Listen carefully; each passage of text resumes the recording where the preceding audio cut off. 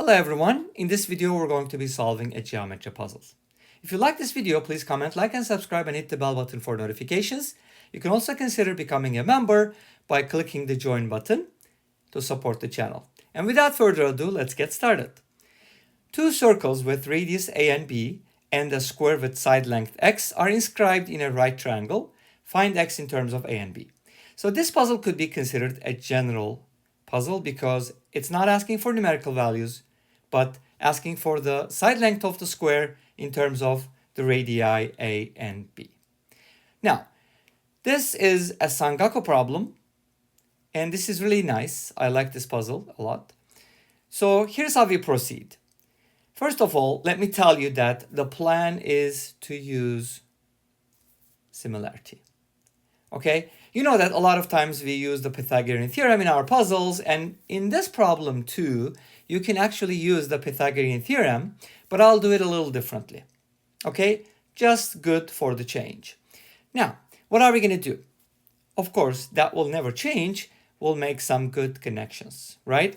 So we're given two circles here. And again, A and B don't really matter here, which one is which, because we're going to find a really nice expression. And in that expression, if you switch A and B, it doesn't matter. Here in this case, I'm going to go with the smaller one. I'm going to use the A for the smaller one and B for the larger one. But again, it doesn't matter which one is which. Okay, cool. So let's go ahead and start by measuring the radius here. So for example, this one is going to give us A. And if I make this connection, it's also going to be A, right? Let's make it a little better, like this maybe. Okay, whatever. You get the idea. And then if I go this way, it's also going to be the radius. So I'm going to call that A as well. Okay, great. So we do get a little square here because we have a right triangle. Cool. And this piece is also A. And the side length for the square is x, so let's go ahead and mark that. Now this gives us, since this is a point on the circle, this piece here is going to be x minus a, and this is going to be, okay, I don't know the height of this triangle, but how about calling that h? Therefore, this piece here is going to be h minus a, and this piece is also h minus a. Why? Because you know that if you draw a tangent from a point outside the circle to the circle, like two tangents, they're going to be the same lengths. Okay, that's a really nice property of circles, and this piece is also going to be x minus a. Cool. Now this piece is x here, and the radius for the larger circle is b, so let's write that down. Let's make a little bit more connections here. This is b, and one more b here. All right, cool. Now, we got another square here. Obviously, these are right angles, so on and so forth. I didn't mark it, but you get the idea. And then, so let's see what happens here. Since this piece is b and b, we know that the rest of this is going to be x minus b. So this is also going to be x minus b from this point to that point. Okay, cool. And since this is b, I got to call the base something. So let's call that k. How about that? And this piece here is then going to be k minus b, and this one is also going to be k minus b between these 2 points. Okay, cool. So we got everything we need. Now what we're going to do is we're going to use a lot of nice properties of geometry to solve for x, and our answer is going to be in terms of a and b. Yeah, now this looks a little confusing, but don't worry, we're going to simplify it. Okay, so here's how I get started. And again, this doesn't matter, like it doesn't matter which one you pick because of the symmetry, because of the similarity. I should rather say, I'm going to go with the top one, and I'll use that small triangle and kind of compare that to the larger one, okay? So that's one of the things I'm going to do. The second thing I'm going to do is I'm going to calculate the area of this triangle. So this is what I'm talking about. Let me show you what I'm talking about here. So this triangle is the one that I'm going to evaluate the area for. Okay, cool. How do you find the area of a triangle? Especially if it's a right triangle, as you know, it's actually really nice, right? It's base times height divided by 2. So the base of this triangle is x, the height is h. Therefore, the area is going to be x times h divided by 2. That's the area of the triangle. But there's more than one way to find the area, of course, right? Now, what is another way using the in circle, right? This is an in circle with radius a. Well, we have the SIR formula, remember? Area is equal to SIR. What does SIR mean? It means S times R. What is S? S is the semi-perimeter. Let me write that down. This is an important area formula. This is semi-perimeter, and R is the, of course, in radius. Okay? R is the in radius. So what is S in this case? Well, we're going to need to find the perimeter and then divide by 2. What's the perimeter of this right triangle? Well, it's h plus x plus the hypotenuse. Okay, cool. Let's write that down. H plus x plus the hypotenuse. What is the hypotenuse? The hypotenuse is h minus a plus x minus a. H minus a plus x minus a. That's kind of like a long expression, but don't worry. As I said earlier, we're going to simplify this. Of course, this is just the perimeter, and I'm supposed to divide by 2 to find the semi-perimeter. This is just the semi-perimeter. Now I got to multiply it by the in radius, which is a, for the smaller triangle. Cool. Okay.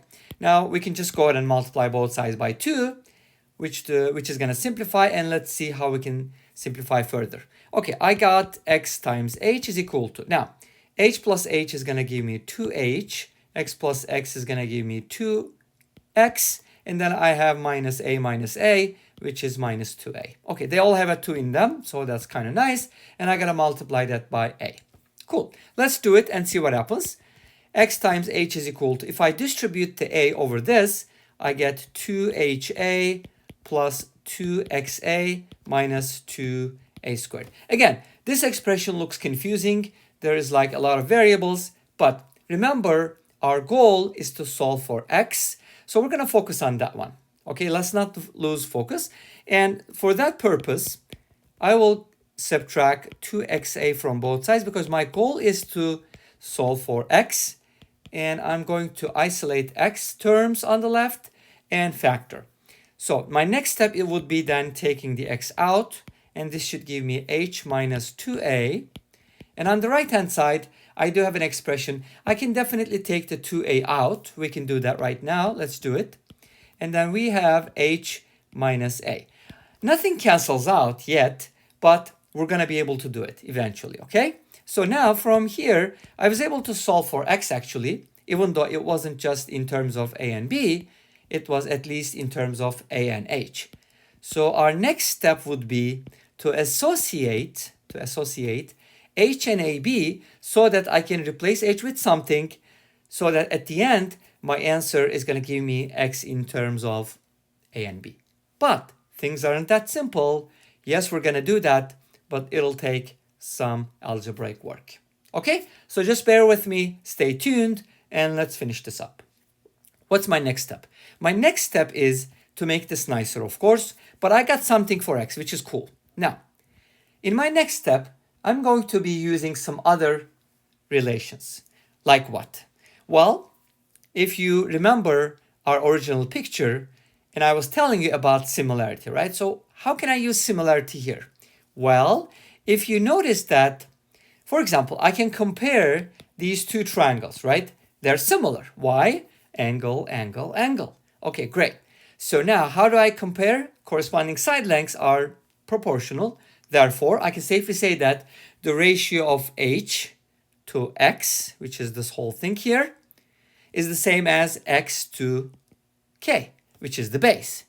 But not only that, since these two triangles are similar, their in radii are also proportional, because you know that every length inside a triangle will also be proportional, right? That's what proportion means. You kind of magnify something, you make it larger that many times, everything is made larger that many times. Cool. So here's my ratios from there. I can safely say that h over x is equal to x over k, and that is equal to a over b. All right, cool. So now using this proportion and using the above expression for x, I should be able to solve this. And again, my goal is to solve for x, find x in terms of a and b. So let's proceed. What am I going to do? Well, if you look at this expression, you get a couple nice things. For example, if you use the first 2 and cross multiply, you get something like hk equals x squared. One thing to notice here is I don't have any k in this expression. I only have h and a. So this expression is actually not very helpful because it's going to introduce an extra variable. I don't want to deal with that. And remember that we didn't use the bottom triangle or the larger one. We didn't use k in our expression, so that's not going to be very helpful. But at least we tried. So what I'd like to do is then to associate the first and the third ratios. What does this give me? Well, this gives me something nice. If you do the cross multiplication, we get hb equals ax. And since I want to be able to replace h with something, I would like to divide both sides by b and write h as ax over b. So this is the key to the kingdom. I'm going to go ahead and replace h with this in this expression and then simplify the result. It kind of sounds simple and it is not too complicated, but it involves some really nice algebra. So let's go ahead and do that. I will substitute h equals ax over b. So let me go ahead and replace h with ax over b here. And I'm coming from here, right?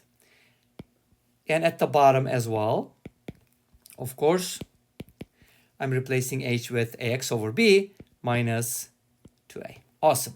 Now notice that in this expression, in this equation here, I only have x, a, and b, which means I can hopefully solve for x in terms of a and b. All right? So that's going to be my next step. So this is like a really crucial expression because this should give us what we need. Okay, cool. Now, in order to simplify this expression a little bit better, I would like to multiply the top and the bottom by b. So let's go ahead and do that because, as you know, b does not equal 0. It's one of the in radii, and we can multiply by b safely. Okay, so that's going to give us 2a multiplied by ax minus ab divided by ax minus 2ab. Okay, don't ever simplify this. Don't cross out the ax or the ab. You know, some people do that, but that's not right. Well, in some cases you can do it, but here you're not supposed to do that.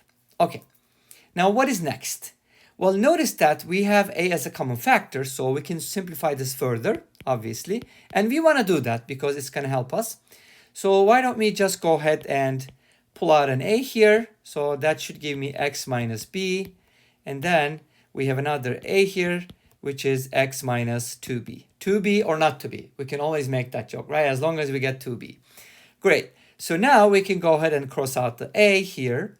And next step would be cross multiplication. And finally, we're getting to the bottom of this. If I distribute here, x times x is x squared minus 2bx equals, and then I'm going to distribute the 2a here, obviously. Distributive property, as you know, is super important. 2ax minus 2ab. Now, this is a quadratic equation in x. And again, don't be scared. We can solve it, okay? Because we have an awesome formula, which is called quadratic formula, okay? Right? Or what is called quadratic formula. Now, what am I going to do next? Well, put everything on the same side. But notice that the coefficient of x is going to be the opposite of 2a plus 2b, right? So I can use parentheses to express that way. And then plus 2ab is equal to 0. Well, this doesn't look very factorable to me. So I will use the quadratic formula, which is fine. And it's going to be interesting. You know what? You know what's interesting? We're going to get two solutions. And we have to decide, because we have to go with one, right? Which one is going to be the answer? And that's also going to be an interesting point that I'll be making. Okay, cool. Now, what is the quadratic formula? Negative b. But in this case, of course, negative b. b is the coefficient of x, which is this entire thing here, right? This entire thing with the negative sign, but negative means the opposite. So it's just going to be 2a plus 2b plus minus the square root of b squared. So I need to square 2a plus 2b. And from that, I need to subtract 4 times 2ab, which is 8ab. Because a is 1, you know, I'm talking about different a's here, divide by 2. Hopefully you know what I'm talking about. If not, you can look up the quadratic formula and check it out. Okay. Now this expression can be, of course, simplified, and it's going to be real nice when we do, but let's go ahead and expand what's under radical first. Okay, so if you square this, you're going to get 4a squared plus 8ab plus 4b squared minus 8ab. And square root of all that divided by 2.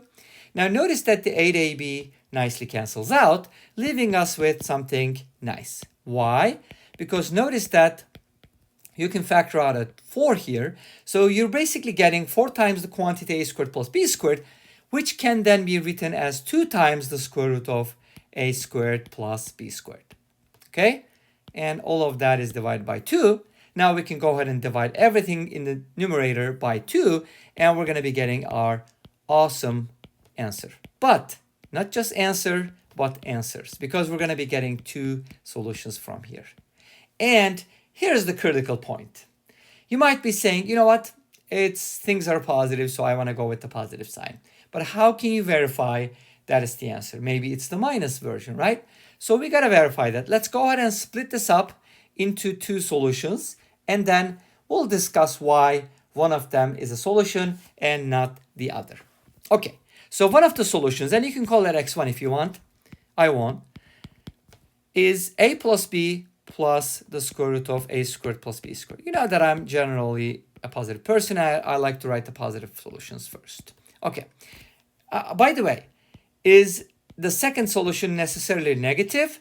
You can argue that it doesn't have to be, right? Okay, so this is my second solution. Now, which of the solutions is going to be valid, and how do you decide? Here's the critical part. Ready, set, go. Okay, now, if you look at the first one, I'm not really getting much from that because it's a bunch of terms that are added and they're all positive, and that looks good. So I kind of need to work on the second one because there's a minus sign. There's a chance that it might be negative, or it may not be the solution I'm looking for. How can I check that out? Here's how I can do that. First of all, if you go back to the original picture, and you'll notice that x is the side length of the square, and obviously x is greater than b. You see that?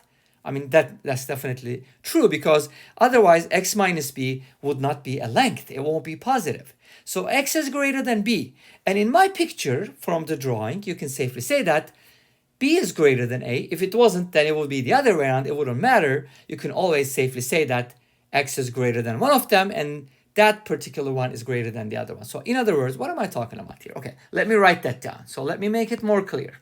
So I'm basically saying that x is greater than b and b is greater than a. Okay, what is that supposed to mean? Well, it means that if I write this expression slightly differently, look at that. Now this is really cool. I really like this part because it's awesome. So this is going to be, and actually I think I'd like to write the b first. Let me write b first and then write this one. Okay, I believe you can do it either way, but I don't know why I pick it this way. It's just a preference, I guess. Okay, cool. Now, I'd like to separate this quantity. Now, this is what I want you to pay attention to. B is greater than A, obviously, right? Okay, great. Now, look at this expression. The square root of A squared plus B squared and A. Do you think this is a positive quantity or a negative quantity? I say it's negative. My claim is that this quantity is negative. Why? Because A is, or I should say, square root of A squared plus B squared is definitely greater than the square root of A squared, because B squared is positive, and this sum is greater than that sum, or that number. In other words, this is a negative difference. What is that supposed to mean? You're adding a negative quantity to B, therefore you're making it smaller. So this equation implies that x is less than b. Wow, that's interesting. That's actually a contradiction, because we said that x must be greater than b here, right? Therefore, this is false, which means this equation or this solution is not going to work. Therefore, we end up with a single solution, which is the answer. So this is the expression x we're looking for. We were able to solve for x in terms of A and B. And you can test it with numbers. You can draw a triangle, determine the side lengths, determine the in radii, plug it in, and see that it works for any AB values. Well, this brings us to the end of this video. Thank you for watching. I hope you enjoyed the video. Please let me know. Comment, like, and subscribe. And I'll see you tomorrow with another video. Until then, be safe and take care. Bye-bye.